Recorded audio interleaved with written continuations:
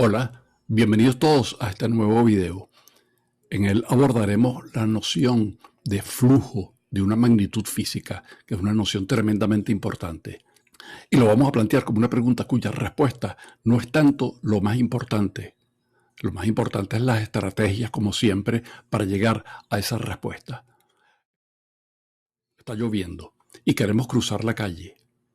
Sabemos que si corremos, vemos la lluvia venir hacia nuestro frente y nos mojamos, mientras que si vamos muy despacio, nos mojamos únicamente la parte de arriba. La pregunta es, ¿qué conviene a la hora de cruzar la calle? ¿Pegar una carrera? ¿Ir despacio? ¿Hay una velocidad óptima? ¿Depende de la intensidad de la lluvia? Ese es el tema que vamos a abordar. Es un tema que ha sido abordado experimentalmente, por ejemplo, con cazadores de mitos. Aquí va nuestra respuesta. Está llovinando, la lluvia es vertical y queremos ver cuántas gotas caen en un determinado lapso delta T en un área dada, el área roja, que la pondremos transversalmente a la caída de la lluvia. Fíjense que el número de gotas que caen tiene que ser proporcional al área. Si duplicamos el área, obviamente se duplica el número de gotas que caen. El número de gotas tiene que ser proporcional al lapso delta T. Si dejamos que caiga la lluvia durante un largo rato, caerá muchas más gotas. El número de gotas es proporcional a la densidad. Y por último, el número delta N de gotas es proporcional a la velocidad con la que vaya bajando. Es decir, que delta N es proporcional a delta A, delta N es proporcional a delta T, delta N es proporcional a la densidad de número, ρ, y delta N es proporcional a la velocidad. Y todo eso se codifica en esta relación que está aquí. Delta N es proporcional al producto de la densidad de números, el número de gotas por unidad de volumen, a la velocidad, al área y al tiempo. Esta derivación intuitiva la vamos a formalizar en unos minutos. Precisemos algunas definiciones. Rho es el número de gotas que hay por unidad de volumen y sus unidades son número de gotas que no tiene unidades dividido entre volumen. ¿Qué masa de agua, cuántos gramos de agua están fluyendo por el área roja? Tenemos que multiplicar la masa de cada gota por el número de gotas por unidad de volumen. Y entonces pasamos de manera natural a la densidad de masa, que es masa por unidad de volumen. Supongamos que este es un volumen cuya base es el área sobre la cual queremos calcular el flujo de gotas. Es obvio que las gotas que van fuera del área, las que vienen por aquí, esas no contabilizan. Contabilizan únicamente aquellas que están en el área trasladadas una determinada altura hacia arriba. Es decir, el número de gotas que caerán serán las que están encerradas en ese volumen, cuya longitud es ¿cuánto? Obviamente en un lapso delta T pequeño, las que están muy lejos no van a alcanzar todavía la base, las que estén muy altas. De modo que el número de gotas que caen son las que están encerradas en este volumen verde cuya base es el área sobre la cual queremos calcular el flujo. Entonces el número de gotas que hay aquí, el número de gotas delta N que hay es la densidad de número multiplicado por el volumen. Y este volumen es delta A, el área delta A de la base multiplicado por la altura que es B por delta T. De aquí yo puedo dividir por delta T ambos miembros, es decir, pasar este delta T aquí abajo para obtener el ritmo, la tasa a la cual está fluyendo agua en la región delta A. Delta N entre delta T. ¿Cuántas gotas caen por segundo? Será la densidad de número multiplicada por la velocidad y multiplicada por el área. Y si yo quiero calcular cuántas gotas caen por unidad de tiempo por unidad de área, paso el delta A. Esta cantidad es exactamente el flujo de gotas. Luego vamos a enfatizar que el flujo de cualquier cantidad es qué cantidad de esa magnitud física hay por unidad de tiempo por unidad de área. El flujo de gotas es el número de gotas que por segundo y por centímetro cuadrado está fluyendo y se calcula como la densidad de número multiplicado por la velocidad.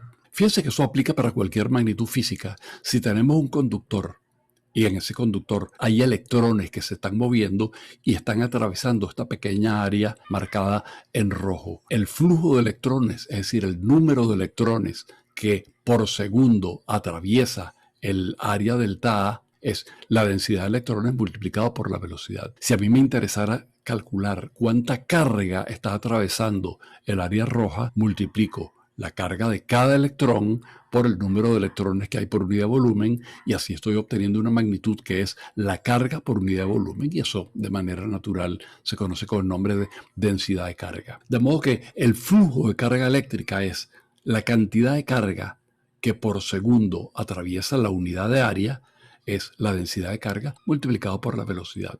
Si yo multiplico eso por el área y hallo por tanto la tasa a la cual está fluyendo carga, eso tiene unidades que se conoce con el nombre de ampere, y la manera de calcularlo es pasando delta A al lado derecho, multiplicando, de modo que la intensidad de corriente es la densidad de carga que haya, el número de coulombs por centímetro cúbico, multiplicado por la velocidad a la que se están moviendo los electrones en el conductor, multiplicado por el área. Vamos con algunas precisiones. En el dibujo de la izquierda tenemos lo que hemos visto hasta ahora. El área A es perpendicular, está frontalmente perpendicular a la lluvia. Está claro que si yo el área la pongo verticalmente en esta dirección, ninguna gota la atraviesa. Las que van por la izquierda caen hacia la izquierda, las que están a la derecha caen hacia la derecha, y técnicamente esta área no se moja. Todas las gotas que están verticalmente hacia arriba van a atravesar el área. En estas, ninguna. El flujo vale cero. Y en esta, que es una situación intermedia, obviamente va a depender del coseno del ángulo que forme la dirección vertical con la perpendicular al área. Ese producto de V por delta A por el coseno, vector V, y por el vector delta A. Y este punto, que es muy importante, denota una operación que codifica multiplicar la rapidez de las gotas multiplicado por el número de centímetros cuadrados del área y por el coseno que hacen estas dos direcciones. Esta es la velocidad, el vector velocidad, la dirección que forman las gotas al caer, y esta es la perpendicular al área. Un área es un vector. El tamaño del vector representa el número de centímetros cuadrados que tenga, y la dirección es perpendicular al área. Ustedes aprenderán luego las reglas de manejar el producto escalar. ¿Y qué pasa si el flujo es como un río turbulento cuyo vector velocidad es variable? ¿Y qué pasa si la superficie que yo estoy considerando es una superficie irregular? En ese caso, la estrategia es dividir el área en muchos pedacitos. Y cada uno de ellos lo suficientemente pequeño como para considerar que es plano y que el vector velocidad en ese punto es constante. Es decir, cada pedacito de esto remeda esta situación. Entonces yo voy a calcular el flujo sobre un área muy pequeña, y en esa área muy pequeña el vector velocidad tiene una dirección única, es este vector. La velocidad es esto, de modo que yo voy a calcular, es una suma de flujos, cada uno calculado en un pedacito de área, y eso me va a dar el flujo sobre la superficie total. Técnicamente eso va a ser exacto cuando el número de mini superficies de estas sea infinito. Esa es la base del cálculo diferencial y del cálculo integral. Esa suma se conoce como la integral. Y ahora vamos a hacer una segunda derivación. Esta derivación la vamos a hacer de manera mucho más general. Me va a interesar la noción de flujo de cualquier magnitud física Q. Pueden ser electrones, pueden ser gotas cayendo, puede ser un río fluyendo, puede ser flujo de energía, puede ser flujo de momento.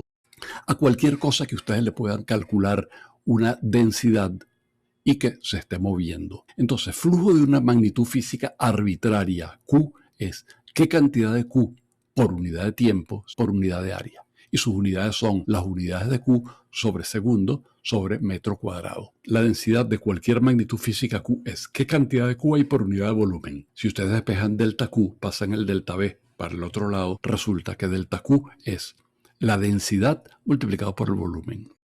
Pero el volumen escríbalo en coordenadas cartesianas, delta X, delta Y y delta Z. Y por tanto, aquí a la izquierda, el delta Q es la densidad por el volumen, que es delta X por delta Y por delta Z. Como eso se está moviendo, ustedes disponen sus ejes X, Y y Z de tal forma que el eje X esté a lo largo de la dirección en la cual esté fluyendo. Es decir, la velocidad va a lo largo del eje X. Y por tanto delta X es V por delta T. Aquí está el dibujo. V por delta T es el delta X. Y el área perpendicular, el área transversal, es delta Y por delta Z. Y este es el elemento de volumen. Inserten este elemento de volumen en esta expresión. Y el resultado es esto que está aquí. Si ustedes ahora dividen entre delta t, este delta t lo ponen abajo, hallamos el ritmo al cual delta q está atravesando cada segundo el área delta a. Y si ustedes quieren tomar en cuenta ahora que no todo el vector velocidad va frontal al elemento de área, entonces lo codifican en forma de un producto escalar. De modo que este resultado aplica para cualquier magnitud física Q que esté fluyendo. Volvamos a retomar la pregunta. Queremos atravesar una calle, una distancia dada. La separación que hay de acera a acera la llamaremos D. Si nosotros estamos en reposo, la lluvia va cayendo verticalmente. Pero si nosotros corremos, vamos hacia las gotas caen verticalmente y nosotros vemos venir a la gota de manera sesgada. Este sesgo, la dirección en la cual están cayendo las gotas hacia nosotros, es la responsable de que nos mojemos la parte frontal. Entonces el vector velocidad de las gotas está compuesto por dos vectores. La velocidad de la lluvia, vertical, la que vería una persona en reposo, más la velocidad del corredor respecto de la Tierra. La vamos a llamar velocidad de la persona. Si modelamos para hacer el cálculo sencillo a la persona como un paralelepípedo cuya sección horizontal es A y cuya sección frontal es B, el vector velocidad de la lluvia, la parte de este vector es perpendicular a la superficie A y este vector es perpendicular a la superficie B. De modo que podemos utilizar lo que ya sabemos y el flujo de agua va a ser la densidad multiplicada por la velocidad y por el área. Eso me da el flujo en la parte de arriba, más el flujo en la parte de abajo. Observen que en la base ni en las otras áreas hay flujo. El flujo en la parte B está codificado por esto. Fíjense que en esta expresión lo único que nosotros podemos controlar es la velocidad a la que corre la persona. De modo que la cantidad de agua en un tiempo delta t es ρ, que lo saco factor común aquí, multiplicado por delta t. Y fíjense que este delta t era el tiempo que yo me iba a demorar entre una acera y la otra acera. Si la separación entre las aceras yo lo llamo d y la persona va corriendo a una velocidad vp, el tiempo que se demora es la distancia entre la velocidad. Este resultado ustedes lo van a insertar aquí y van a obtener esta expresión. Y en este paréntesis, lo único que yo puedo controlar es la velocidad de la persona y que mientras más rápida es la velocidad de la persona, más chiquito va a ser este término que está aquí y más chiquita va a ser la cantidad de agua. De modo que técnicamente la cantidad de agua es mínima cuando la velocidad de la persona sea máxima. Mis matemáticas me están diciendo que para yo minimizar la cantidad de agua que me cae, debo maximizar la velocidad de la persona. De modo que lo que toca es pegar una carrera, que es lo que la gente hace intuitivamente. Queremos extender esto a otras magnitudes físicas. Si yo quiero hablar de flujo de masa, eso va a ser la cantidad de masa que por unidad de tiempo atraviesa la unidad de área. Es decir, gramos sobre segundo por metro cuadrado. ¿Y cómo lo calculo? Como densidad de masa por velocidad. Pero densidad de masa por velocidad no es otra cosa que densidad de momento, porque momento es masa por velocidad. Si yo no considero masa, sino masa por unidad de volumen, no estoy obteniendo momento, sino densidad de momento. De modo que flujo de masa es lo mismo que densidad de momento. Por otra parte, flujo de energía es qué cantidad de energía por segundo atraviesa la unidad de área. Y esto es lo que los físicos llaman usualmente intensidad. Intensidad de cualquier cosa. Puede ser intensidad luminosa. ¿Qué cantidad de energía luminosa por segundo está atravesando cada metro cuadrado? O puede ser intensidad sonora. ¿Cuántos vatios están entrando por cada centímetro cuadrado? Eso es intensidad sonora. Yo quiero hablar de flujo de momento. Es decir, yo estoy interesado en saber cuánto momento atraviesa la unidad de área cada segundo. Técnicamente esto es masa por aceleración. Como cambia el momento respecto del tiempo, esa es la fuerza. De modo que flujo de momento es esta fuerza por unidad de área. Pero por otra parte, fuerza por unidad de área es presión. De modo que la presión no es otra cosa que flujo de momento. Y yo lo voy a calcular como mi densidad de momento, que recordemos que es densidad de masa por velocidad, eso es densidad de momento, por la velocidad. Y eso es densidad de masa multiplicado por la velocidad elevada al cuadrado. Entonces, presión de algo que esté fluyendo, que tenga una densidad de masa, ρm, es ρm, la densidad, por la velocidad al cuadrado. Vamos a un carro a 100 kilómetros por hora. Sacamos la mano, obviamente hay un flujo de aire pegándonos en la mano que ejerce una presión y por tanto, como nuestra mano tiene un área, ejerce una fuerza. Yo quiero saber cuánto vale esa fuerza. Es decir, cuál es la fuerza que yo tengo que hacer para resistir la presión del aire. La fuerza que yo tengo que hacer, aquí está resuelto, es la presión multiplicado por el área de mi mano. La presión es la densidad del aire multiplicado por la velocidad a la que se está moviendo el aire, que por supuesto nosotros vamos en el carro a 100 kilómetros por hora, nosotros vemos moverse el aire hacia nosotros a 100 kilómetros por hora. De modo que esta velocidad es 100 kilómetros por hora. Y por el área de mi mano. Unas estimaciones numéricas, la densidad del aire es 1.2 kilos por metro cúbico. Lo multiplico por la velocidad del carro, que es 100 kilómetros por hora elevado al cuadrado, y por una estimación de las dimensiones de una mano humana, 250 centímetros al cuadrado.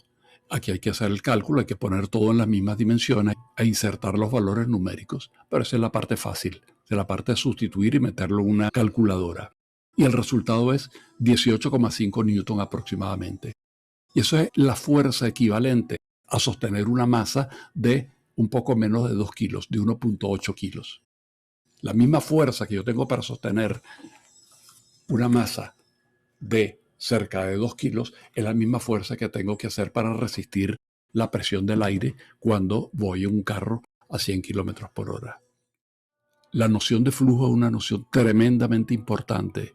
Traten de asimilarlo, traten de realizar cada uno de los cálculos, repitan el ejercicio y repitan los cálculos sin mirar y nos vemos en el próximo video.